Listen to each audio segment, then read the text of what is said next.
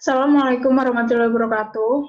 Perkenalkan, saya Bunda Gasyata Duyantika, NIM 6211419028. Pada saat ini, saya akan mempresentasikan program pembinaan usia dini cabang olahraga karate.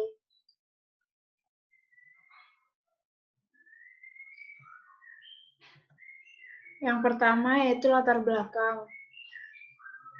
Kegiatan olahraga pada saat sekarang ini merupakan hal yang sangat penting dalam kehidupan masyarakat. Selain untuk menjaga kebugaran dan kesehatan tubuh, olahraga juga menunjang pencapaian prestasi di segala bidang, khususnya di bidang olahraga. Dengan olahraga, kondisi kebugaran tubuh kita akan terjaga sehingga dapat mencapai hasil prestasi yang maksimal. Ada beberapa faktor yang mempengaruhi pencapaian prestasi olahraga, di antaranya program latihan yang menunjang dan potensi maupun bakat yang dimiliki oleh atlet itu sendiri. Upaya yang dimiliki atlet berbakat dalam olahraga tertentu diperlukan metode dan pendekatan yang tepat, sehingga pencapaian prestasi olahraga dapat tercapai dan memperoleh hasil yang maksimal sesuai dengan potensi dan bakat yang dimiliki atlet. Selanjutnya, karate adalah bela diri yang berasal dari Jepang. Seni bela diri ini sedikit dipengaruhi oleh seni bela diri Cina Kenpo. Karate dibawa masuk ke Jepang lewat Okinawa dan mulai berkembang di Ryukyu Island. Seni bela diri ini pertama kali disebut yang berarti seperti tinju Cina.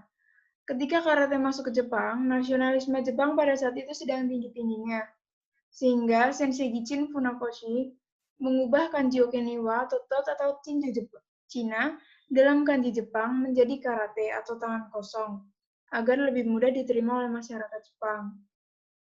Karate terdiri dari atas dua kanji. Yang pertama adalah kara yang berarti kosong, dan kedua yaitu te yang berarti tangan. Yang dua kanji bersama artinya tangan kosong atau pin komshu. Selanjutnya, untuk mendapatkan prestasi yang setinggi-tingginya, diperlukan yang namanya usaha dan kerja keras yang latihannya sudah terencana dan terukur yang sesuai dengan cabang olahraga yang didalami.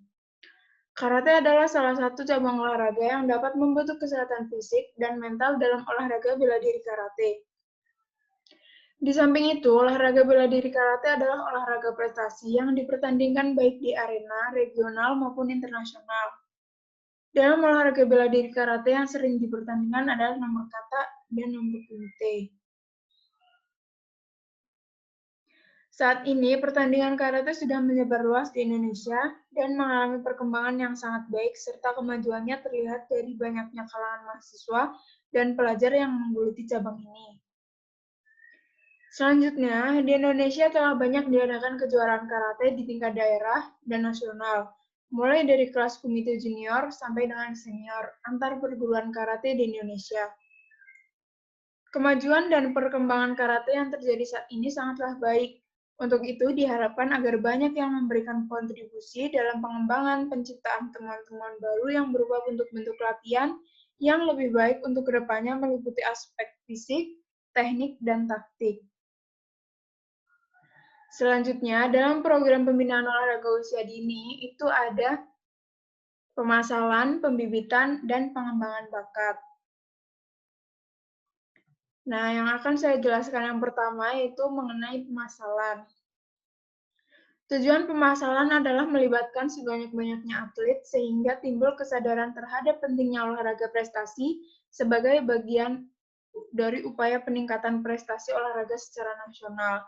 Salah satu langkah awal untuk meningkatkan prestasi pemain karate di Indonesia adalah dengan strategi pemasaran olahraga karate. Maka semakin besar peluang untuk menghasilkan pemain-pemain karate yang dapat berprestasi.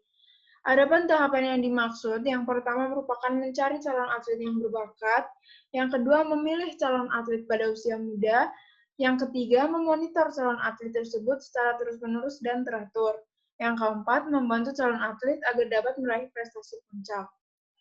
Selanjutnya, dalam pemasaran ada metode. Dalam literatur teori latihan dikenal dua metode dasar untuk melakukan seleksi, yaitu metode seleksi alami atau natural selection dan metode ilmiah atau scientific selection.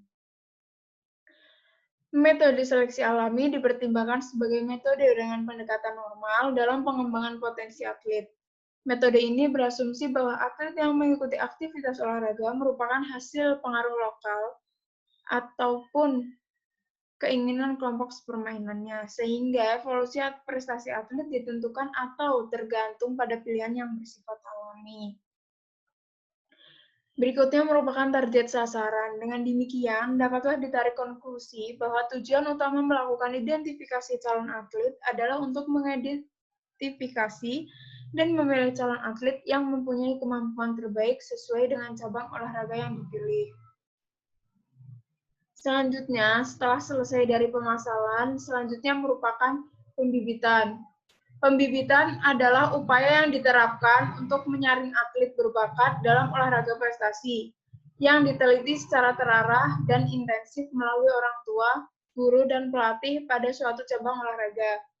Tujuan-tujuan pembibitan adalah untuk menyediakan calon atlet berbakat dalam berbagai cabang olahraga prestasi, sehingga dapat dilanjutkan dengan pembinaan yang lebih intensif, dengan sistem yang lebih inovatif, dan mampu memanfaatkan hasil riset ilmiah serta perangkat teknologi modern.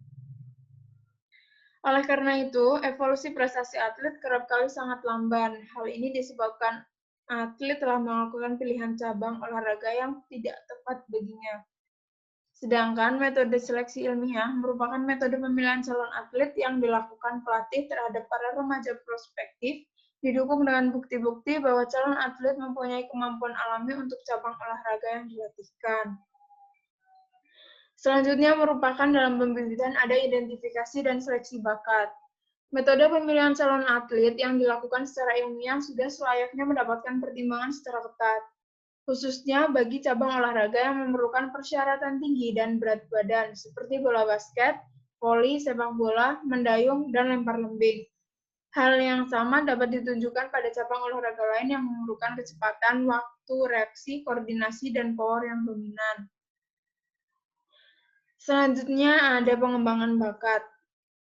Pemanduan bakat dibangun untuk mewujudkan pembangunan watak dan karakter untuk mendapatkan hasil yang maksimal dan optimal.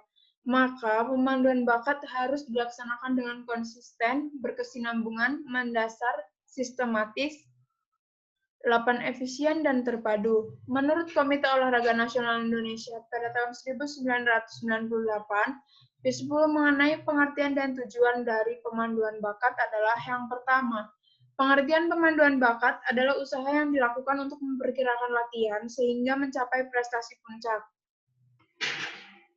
Yang kedua merupakan tujuan untuk memperkirakan seberapa besar seseorang untuk mendapat berpeluang dalam menjalani program latihan sehingga mencapai prestasi yang lebih tinggi. Selanjutnya ini merupakan program latihan kata pada karate. Ini merupakan program latihan kumite pada karate. Selanjutnya ada evaluasi. Setelah program latihan pasti ada yang namanya evaluasi. Dengan pemanduan bakat, pemain karate yang masih muda diharapkan memberi sumbangan yang berarti bagi pengembangan prestasi karate di Indonesia. Prestasi tinggi dalam olahraga memerlukan calon atlet dengan profil biologi khusus, kemampuan biomotorik menonjol, dan ciri-ciri fisiologik yang kuat. Pada dekade terakhir, ilmu latihan telah melangkah ke depan secara impresif, dan ini merupakan dukungan penting bagi pengembangan prestasi atlet. Pengembangan dramatik lainnya juga telah dilakukan berkaitan dengan kuantitas dan kualitas latihan. Walaupun demikian, jika partisipan yang terlibat dalam aktivitas olahraga memiliki hambatan biologik ataupun mempunyai kekurangan dalam hal kemampuan yang dipersyaratkan cabang olahraganya, maka kekurangan awal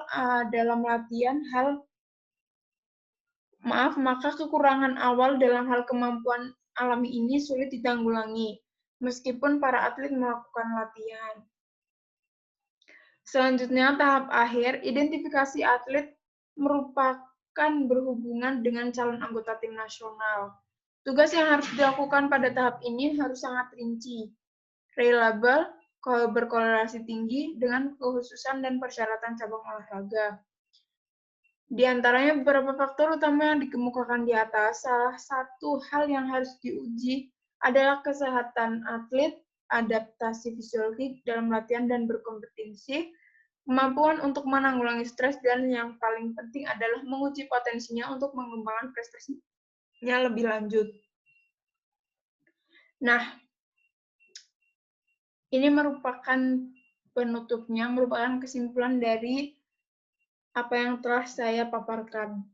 Jadi, berdasarkan masalah dan tujuan presentasi tadi, sebagaimana sudah diuraikan sebelumnya mengenai hakikat olahraga pada anak usia dini, dapat disimpulkan bahwa hakikat olahraga merupakan kegiatan fisik yang mengandung sifat permainan dan berisi perjuangan melawan diri sendiri dengan orang lain.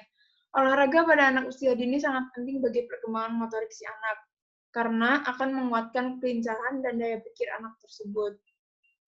Dan mungkin cukup sekian presentasi saya hari ini.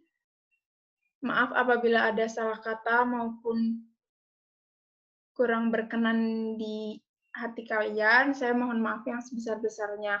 Sebelum dan sesudahnya, saya terima kasih. Dan akhir kata, wassalamualaikum warahmatullahi wabarakatuh.